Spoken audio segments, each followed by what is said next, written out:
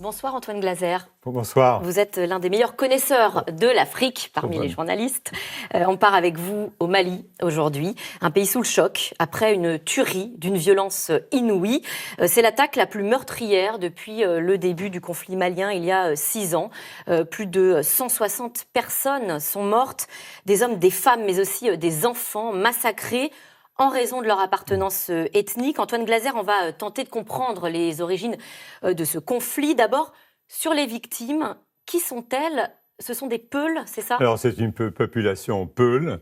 Ça a été un massacre, c'était un véritable nettoyage ethnique dans le sens où il n'y a pas simplement des hommes, c'est pas une bagarre comme ça entre éleveurs et agriculteurs. Il y a vraiment les femmes avec des femmes, des enfants. C'est vraiment une volonté de faire fuir cette population Peul de l'ensemble de cette région. Qui était dans une région, dans le centre du Mali. Le centre du pays, c'est-à-dire actuellement vous avez beaucoup déjà de conflits au nord du pays et là on voit que le centre du pays qui est totalement abandonné en fait par l'État central. On voit qu'il y a de plus en plus de conflits finalement intercommunautaires qui sont ces conflits parfois ancestraux entre finalement éleveurs et agriculteurs qui sont instrumentalisés politiquement des deux côtés. Alors on va revenir justement sur cette instrumentalisation. D'abord, est-ce qu'on sait du coup qui est à l'origine de ce carnage dans ce village d'Ogo Sagou, qui est à la frontière avec le Burkina Faso? Voilà, on le voit sur la carte. En fait, le gouvernement, les autorités maliennes ont dissous un mouvement qui s'appelle Dan Amagassou, qui est une sorte de milice d'Ogon, d'agriculteurs d'Ogon.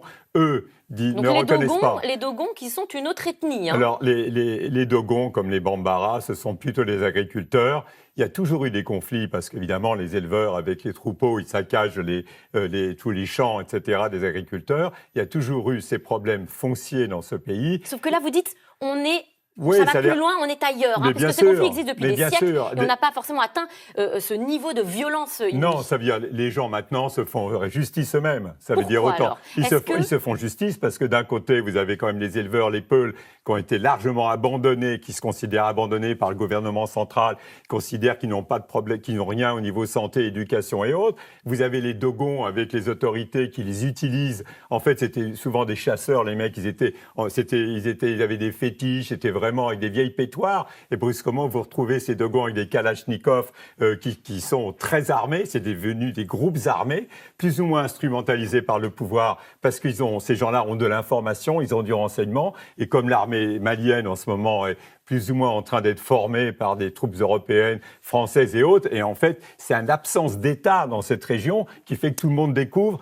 Je vous coupe parce que c'est une région, il faut le rappeler, qui est le terrain d'action privilégié des terroristes. Est-ce qu'ils ont eu un rôle dans ce carnage-là? Alors, ce qui se passe, c'est qu'au bout d'un moment, les Peuls, qui sont totalement abandonnés, ont décidé à un moment donné, c'est vrai qu'il y a dans cette région un monsieur qui s'appelle Amadou Koufa, qui est un chef Peul et qui est un chef maintenant djihadiste. Et c'est vrai qui a créé un front de libération du Massina, qui est toute cette région.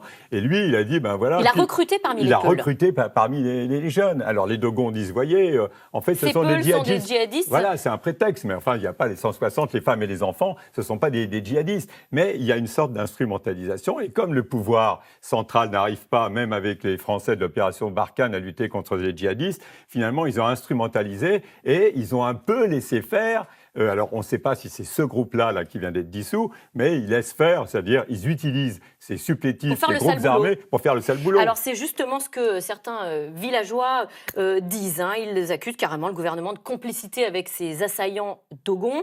C'est en tout cas l'avis de ce Malien. Il est responsable humanitaire. Pour lui, les attaquants ont agi en toute impunité. Je vous propose qu'on l'écoute.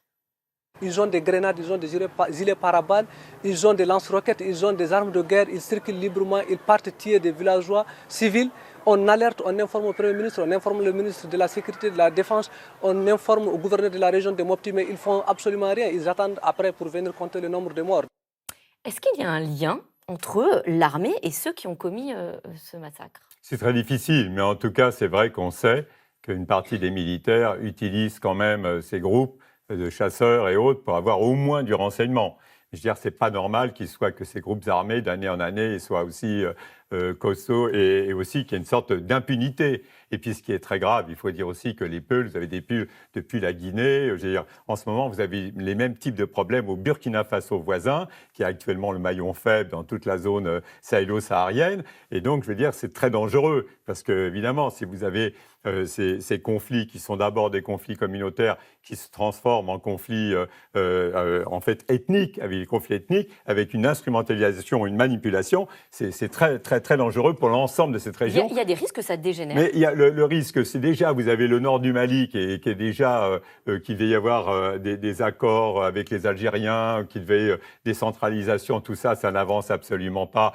C'est un vaste commerce de caravanes. D'abord, c'est le commerce cigarette, maintenant c'est la cocaïne. Ça veut dire que finalement, chaque groupe armé survit. Pour survivre, chacun fait son petit business dans tout le nord. Et maintenant, vous avez le cœur, qui est le centre du pays, où il y a justement le Massina. Là, maintenant, vous avez ces problèmes. Et finalement, le pouvoir central, il se retrouve à Bamako, dans la capitale. Mais alors, que fait justement le gouvernement, le pouvoir central? Parce que je voulais vous parler du président malien, Ibrahim Boubacar Keïta, qui a limogé plus de 8 hauts responsables de l'armée.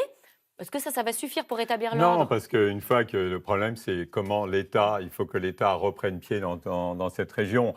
Je veux dire, c'est un problème il faut créer des écoles de santé et d'éducation. Quand les gens sont abandonnés, je veux dire, c'est ça. Maintenant, c'est ces groupes d'autodéfense. Et puis, ils ont aussi, je veux dire, il y a une islamisation sur l'ensemble de cette zone, parce que vous avez aussi des associations qui ne sont pas des islamistes radicaux, forcément djihadistes. Mais je veux dire, quand l'État ne fait pas, n'exerce pas ses pouvoirs régaliens de souveraineté, ne crée pas des écoles et des systèmes de santé, finalement, vous avez des djihadistes, quand ils font la justice dans certains villages, il y a un certain nombre de villageois qui se disent, eux, finalement, ils font la justice, ça se passe mieux maintenant que les djihadistes sont dans cette région. Enfin, là, pour le coup, le pays est quand même sous le choc. Le bilan s'alourdit tous les jours. Le pays, franchement, c'est horrible à dire, mais parce qu'il y a eu 160 et c'est vraiment un massacre, un nettoyage ethnique, et puis vraiment une volonté de faire fuir les populations. Mais très franchement, il y a eu ça, il y a le 1er janvier dans un autre village voisin où il y a eu 37 morts. Au Burkina Faso voisin, c'est à peu près la même chose. Donc, ce n'est pas non plus une découverte. Et la France, dans tout ça, et vous le rappeliez, les militaires sont sur place quand même depuis l'opération Serval, Barkhane. Alors, l'opération Barkhane est de plus en plus offshore, hors sol, parce que l'opération Barkhane, je veux dire, le mandat de l'opération Barkhane, c'est la lutte antiterroriste. Donc, ils ne peuvent pas remplacer l'État. Je veux dire, d'ailleurs, quand Emmanuel Macron est allé au Mali, il a dit carrément à Ibrahim Boubacar Keïta, chacun son job. C'est à eux de retrouver, de s'occuper des populations. C'est un problème social, économique et autres. Vous avez des dizaines de milliers de jeunes à Bamako qui sont sans emploi, qui ne savent pas quoi faire. Donc, c'est de la marge de manœuvre pour les djihadistes. C'est extrêmement important. Et en plus, comme là-bas, c'est le commerce et c'est le secteur informel en Afrique, je veux dire, au bout d'un moment, on n'entend même plus parler du Nord. Parce que quand vous avez un téléviseur, comment expliquer qu'un téléviseur est moins cher à Kidal, dans la ville du nord du Mali, qu'au sud à Bamako? Vous voyez bien qu'il y a un trafic en tout genre dans toute cette région. L'ONU vient d'annoncer une enquête. L'organisation envoie une équipe d'experts sur place, des experts criminels, pour, je les cite, traduire les coupables en justice. Cette enquête a des chances d'aboutir? Le problème, il y a 14 000 soldats des Nations Unies. Apparemment, les Nations Unies veulent un peu aussi, à mon avis, c'est pour ça que les Français espèrent que les Nations Unies vont plus s'investir auprès des forces armées du G5 Sahel de la région. Les former peut-être? Pour soulager l'opération Barkhane. Très franchement, 4 000 soldats français sur 5 millions de kilomètres carrés. Vous aviez 650 000 Américains en Afghanistan, 4 000 soldats français, 5 millions de kilomètres carrés. La France fait 600 000 kilomètres carrés. C'est-à-dire le Mali, c'est déjà 2 fois la France. Eh bien, merci Antoine Glaser, journaliste spécialiste de l'Afrique. Et on va suivre ce sujet complexe qui risque malheureusement de faire encore l'actualité. Tout de suite, c'est dans l'air avec Caroline Roux qui revient sur les élections européennes. Ça y est, on connaît les 30 premiers noms de la liste LREM. Une liste très verte avec un mot d'ordre qui semble tenir la corde. On mise sur l'écologie. C'est dans l'air est intitulé ce soir les européennes, Macron, des Verts et des Bleus. C'est dans l'air, ne quittez pas, c'est dans un instant. Restez plutôt sur ce